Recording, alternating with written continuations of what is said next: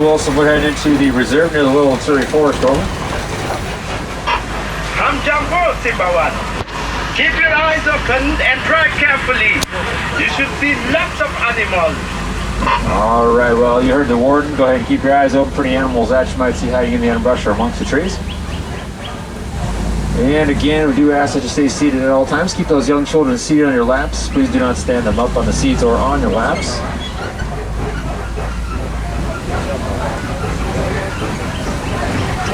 And if you are taking photographs today, you may want to just have those cameras ready to go. We are not allowed to stop the vehicle to take photos while we are in the reserve. So we have to get those photos while we're on the move.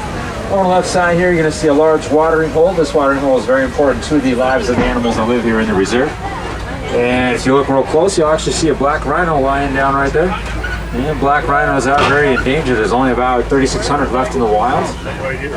They're 1 inch thick high. They can charge up to 35 miles per hour. And they can repel attacks from all predators except for one, and that is man.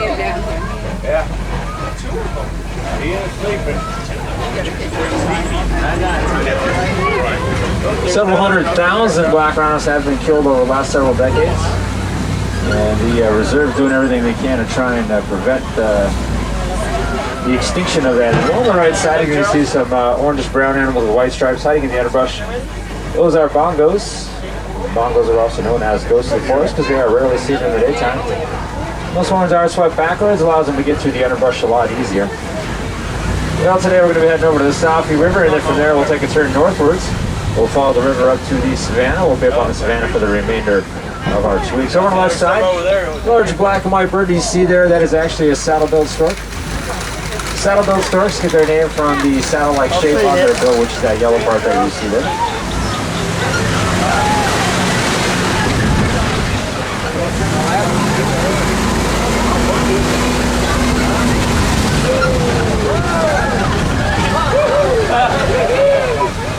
Now we are entering the Safaris River Valley. The Safaris River is famous for one animal in particular, and that is the Nile hippo.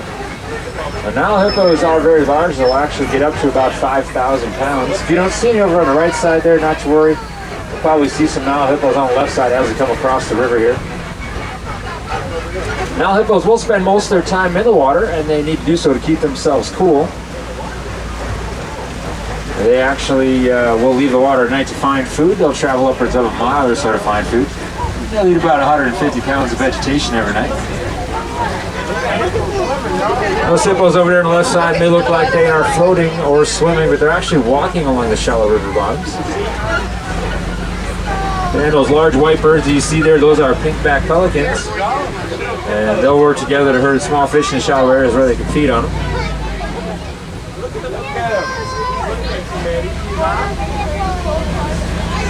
We're going to a underwater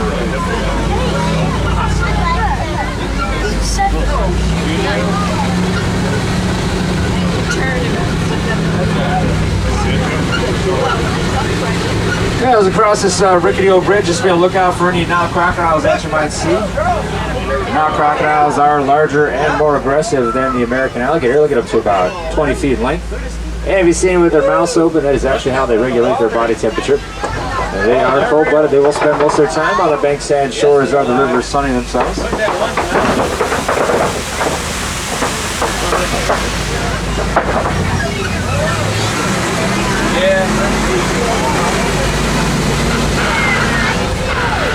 Simba One, come in.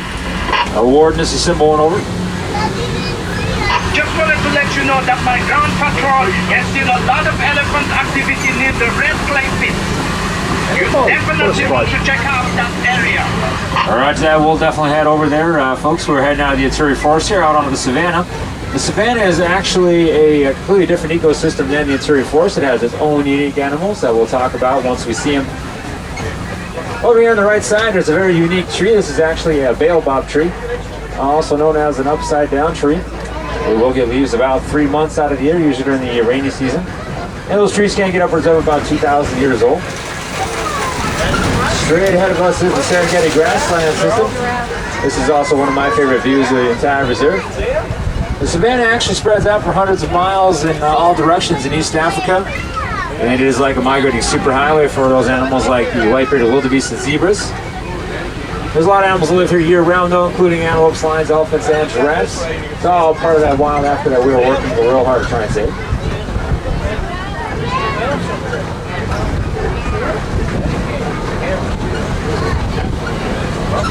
Well, the landscape of East Savannah is actually created by the animals that live here.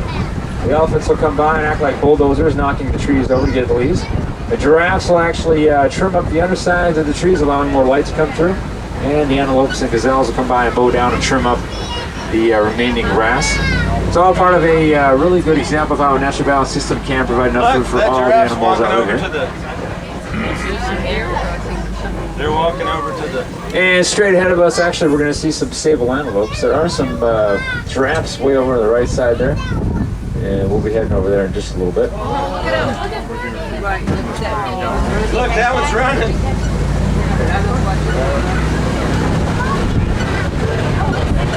Well, as I mentioned before, we're on the left side over here. These dark brown animals here, these are sable antelopes. And the sable antelopes are the emblem of the Huron Bay Wildlife Reserve. And they'll get up to, those horns get up to about 50 inches in length. And they'll actually use those for displays of dominance. Now these giraffes that you see here, these are reticulated giraffes. They are the tallest animals on Earth. They'll get up to about 18 to 20 feet tall. And they'll spend about 16 hours of their day eating. Hey, little buddy. There's some of the baby giraffes over there on the right side. The larger baby giraffe that you see there is about 7 months old. And the smaller one is about 3 months old. These large cone-like structures that you see here, these are termite mounds. And the termite mounds are actually hard as concrete. They get that way when they're baked in the sun. They're created when the termites mix their saliva with mud. Now, these reticulated giraffes get their name from the Latin word reticula, which means net. And that refers to the net-like pattern of their coats. It does. The little one. Look at it, Charles.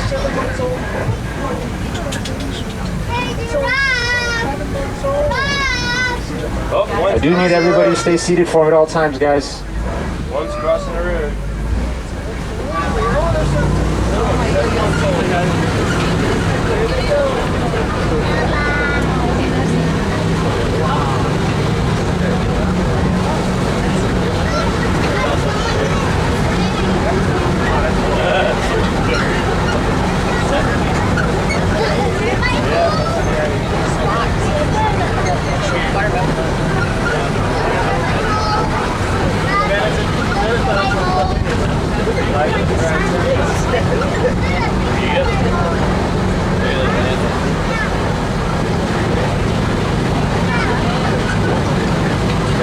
Over on the right side, you're going to see some dark brown animals with long white horns. These are Ankoli cattle. Those horns will get up to about 6 feet in length. They can be about 20 inches around at the base. And they will actually flush blood out through their horns. They'll cool themselves during the hot months. Up on the little hillside here, you'll see some little brown animals with black racing stripes. Those kind of look like babies. Those are actually full grown. Those are Thompson's gazelles, also known as Tommies. Also on top of the hill there, you're going to see some little two-tone brown animals. Those are impalas. The impalas are actually one of the great jumpers out here in the savannah. They'll jump up to 35 feet one single leap. And to give you some perspective, that is about the length of this truck. We are entering into elephant country here pretty soon, so keep those cameras up. On the hillside back there, you're going to see some gray animals hiding in the palms there. Those are actually white-bearded wildebeest, part of the largest migration still left in Africa. And directly in front of them are some Patterson felines. We are just heading into elephant country over. Keep your eyes open for me. We picked up a baby elephant that is wandering for their home. We can't find the mother. I'm afraid fortune may be in the result. Roger that, we'll do. Well, folks, sounds like we may have some poaching in the area, so we're just going to have to look out for anything unusual we might see. And report that to our reserve wards. On the right side there, you're going to see a large female elephant. That female will get up to about 6,000 to 8,000 pounds. That is full grown. That one's about middle-aged right there. There's a monkey right there on the left. There's a mandrill. You can see him up on the left side. He's just kind of walking behind the trees there. Sometimes we're able to get the local radio station in here, so let me see if I can tune that in.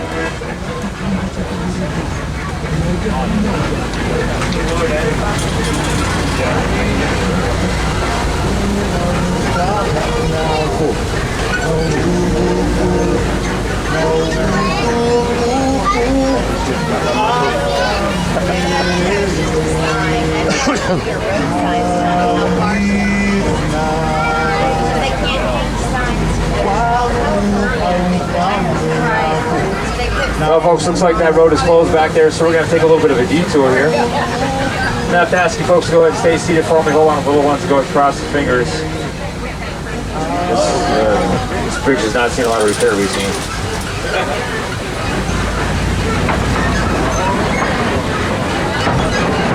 Doesn't sound good. Oh, hold on. All right. So get out this bridge. Oh, sorry about that, folks. That's the first time it's ever happened.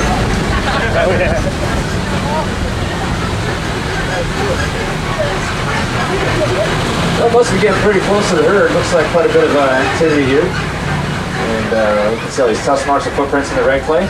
The elephants will actually eat red clay as a way to get the beneficial minerals in their diets they don't get from their normal food. And hopefully we'll see some of those young elephants out here today. Those young elephants will stay with their mothers anywhere from 13 to 15 years. And during that time, they'll learn how to find food and also how to find water and how to socialize with the other elephants. Very important part of the lives of the elephants. That's why the warden is so worried about that elephant they found that was watering on its own.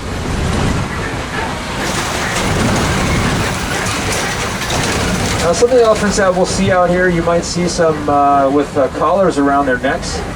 And that is actually part of a research project that we are doing here in the reserve. They're trying to learn as much as they can about the vocal patterns of the elephants. And they're hoping that will actually help them better protect the animals here, including the elephants. And sometimes we'll see elephants with dust or dirt thrown up on their backs. That's actually a way they protect themselves against the sun. They do have very sensitive skin and they can develop sunburn very easily. A lot of times we'll see them over here by the watering hole, but I don't see any elephants out here today. They may not be in the area. This is a elephant's main watering hole right here. Usually we'll see them here in the morning. I don't know why they're not around the area.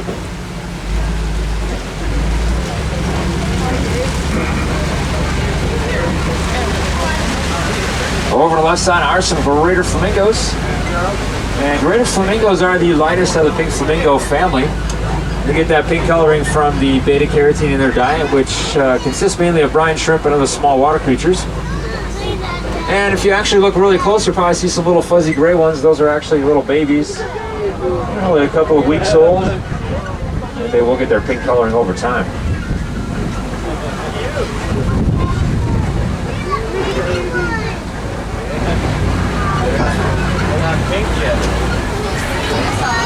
It takes about a year for them to get that pink color.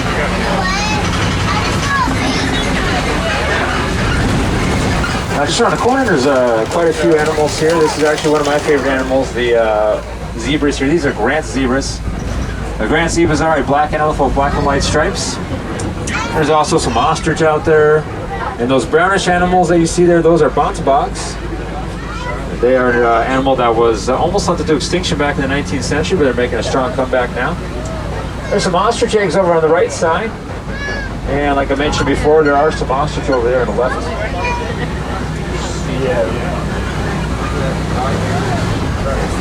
This large tree that you see right here on the left side, this is a thorny acacia tree, one of the favorite food items of the giraffes.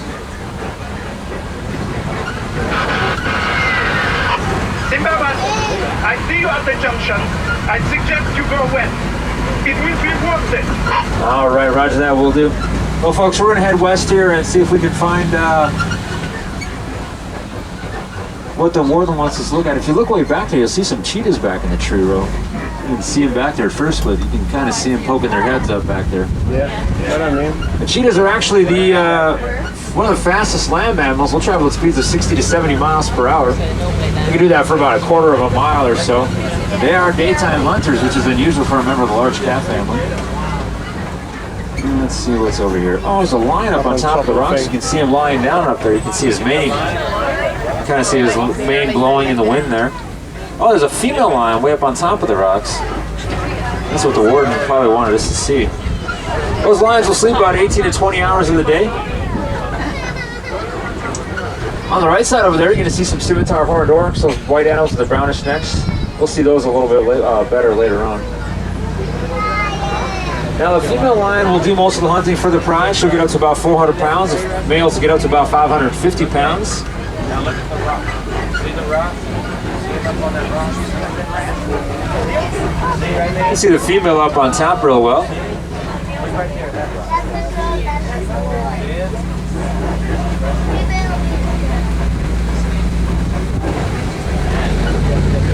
All right, nice view of the female lion there. Just around the corner on the left, you're going to see some warthog burrows. Let's see if we can find some warthogs out here.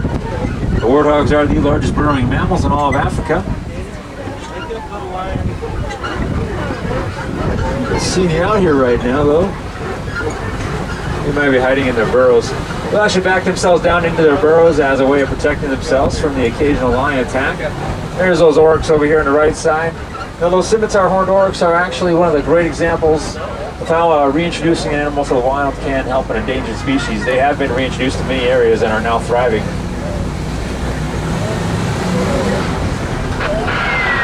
Hey, Baba, there are poachers in the area. Can you help us cut them off? Roger that, we certainly can. Folks, sounds like our warden is having some problems with some poachers, so we're going to take a little detour here and see if we can give him a hand, so go ahead, hold on for me. Over here at the crossroads, looks like the gates have been smashed through. We're just going to keep going east, see if we can push these poachers towards the warden. The poachers are heading east. Keep moving and just drive them to my front. Over. Roger that. Well, it sounds like the warden's playing up there. Let's see if we can just, oh, looks like it might get a little bit bumpy, so hang on, folks.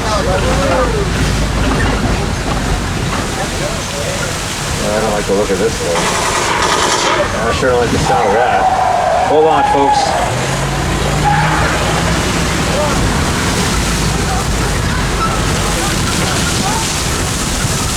Oh no, Symbol 1 to Ward number 2, and we're here at the poachers camp. Looks like it's been deserted. I think we're too late. Oh, not to worry. You dropped them right into my patrol. All right, sounds like the warden must be down here at the bottom of this hill. Let's see if we can find him. The poachers ran, but they won't get far.